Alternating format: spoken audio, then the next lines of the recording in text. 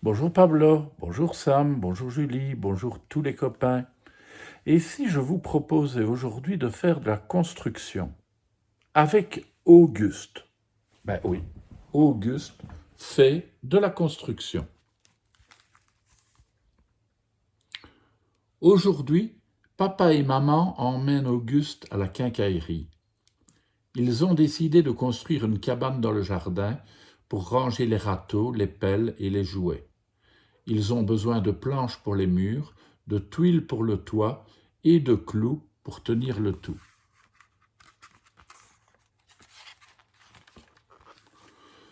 Gus, ne cours pas partout, crie maman. C'est pourtant tellement amusant de jouer dans les rayons avec les outils, les planches, les échelles et les pots de peinture. Gus, ne joue pas avec les vis et les clous, lui ordonne papa. C'est pourtant tellement rigolo d'entendre leur ding-ling-ling-ling. On dirait le son des pièces de monnaie dans une tirelire.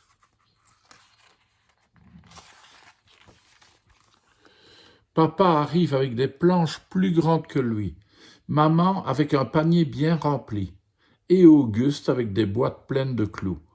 Ils peuvent rentrer à la maison pour commencer les travaux.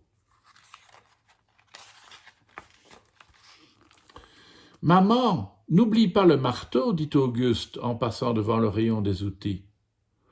On en a déjà 3 à la maison. Je ne crois pas qu'on en ait besoin, répond maman. Gus est déçu.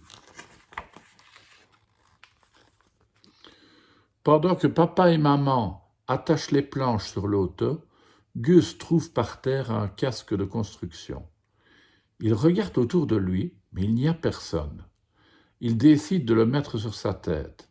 Avec son pantalon bleu, il ressemble à un véritable ouvrier. « Hé, Gus !» crie un gros monsieur qui a le même casque que lui. « Attrape le marteau et viens nous aider. » Auguste n'en croit pas ses oreilles.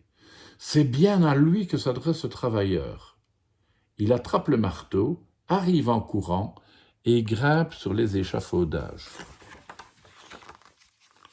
Gus !» appelle un autre ouvrier. « Prends cette planche avec moi et tiens-la bien. » Bang, bang ! Auguste frappe de toutes ses forces sur les clous. C'est dangereux. Le marteau est lourd et l'échafaudage est bien haut.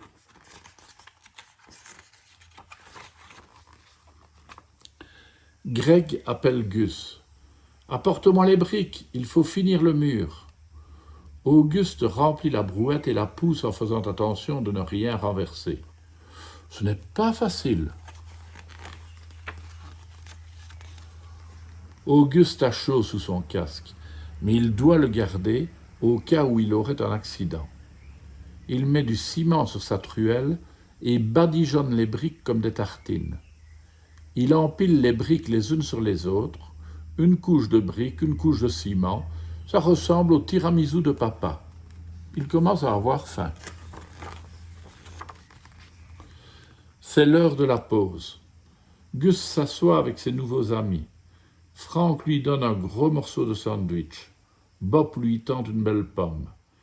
Et Greg lui offre sa gourde d'eau bien fraîche. Ça fait du bien de s'arrêter un peu. Auguste doit maintenant transporter des poutres, installer une échelle, mélanger le ciment, attacher une bâche, mesurer la hauteur du mur, boucher un trou, scier un tuyau. Ce n'est pas reposant. Le chef a demandé à Gus de dénouer les fils électriques. On dirait une toile d'araignée. C'est moins épuisant que de porter des briques, mais c'est plus difficile que de clouer des planches. Auguste est tout emmêlé. Gus est fatigué. Il a mal aux mains, il a mal aux bras, il a mal au dos. Ses cheveux piquent sous son casque et il aimerait bien aller se coucher. Mais la journée n'est pas encore finie. Pendant que papa et maman fixent leurs achats sur le toit de l'auto, Auguste entend une voix qui l'appelle. « Tu n'as pas vu mon casque ?» C'est celui-ci demande Gus en tendant le beau casque qui lui a si bien servi. L'ouvrier remet son casque sur sa grosse tête et s'en va vers le chantier en sifflant, pendant qu'Auguste s'endort sur le siège arrière de l'auto de ses parents. Pfiou! Il a eu une grosse journée. On n'avait pas l'impression qu'il a rêvé, Gus, en fait. Parce que j'ai quand même pas l'impression qu'on prendrait un petit garçon sur les échafaudages d'un chantier. N'est-ce pas? À demain, les enfants.